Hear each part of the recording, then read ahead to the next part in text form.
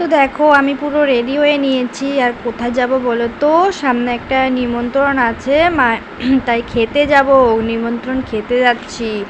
আর কোথায় বলো তো নিমন্ত্রণটাই, তো ঘরের পাশে, বেশি দূর না। তো আর ওখানে না কাল রাতে মায়ের পুজো হয়েছিল, তো রাতে পুজো হয়েছিল, রাতে আর হয়নি, তো সকালবেলা যাচ্ছি এখন প্রসাদ খেতে। তা আমি একটু সেদিকে একটু রং করে নিচ্ছিলাম, তো ছেলেকে বলছিলাম একটু আমাকে ভিডিও করে দাও, মানে আমি একটু ডান্স করছিলাম। তো এইদিকে আজকে রান্না হবে বড় মাছ দিয়ে আলু বেগুন দিয়ে, আর এদিকে এনেছে মাছের তেল। মাছের তেলটা দিয়ে কী দিয়ে হবে বলো তো, আলু বেগুন দিয়ে। আর আলু বেগুন দিয়ে মাছের তেল খেতে কিন্তু বেশ ভালোই লাগে।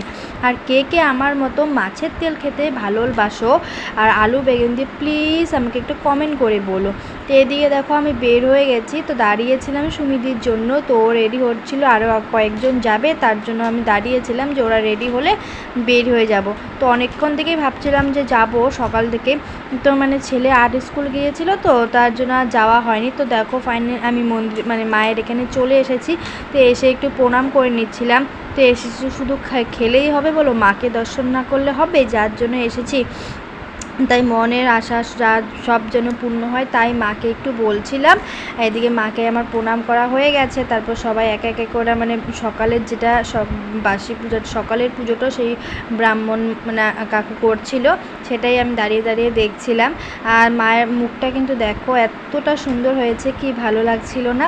তার এদিকে কিন্তু মানে ওদের নতুন ঘর ওপেনিং হলো, তো তাই তো এদিকে কিন্তু ওরা উপরেই মানে সব কিছু করেছে, খাওয়ার অ্যারেঞ্জমেন্ট, আর পুজোটাও কিন্তু উপরেই হয়েছিল। তো এদিকে আমরা এখন খেতে বসে পড়বো, তো খিচুড়ি খেতে বসে পড়বো। আর খিচুড়ির ভিডিওটা না ক্লিকটা আমি করতে পারিনি, কারণ হয় আমার মোবাইলের চার্জ ছিল না, মোবাইলটা সুইচ অফ হয়ে গেছিলো। টাটা।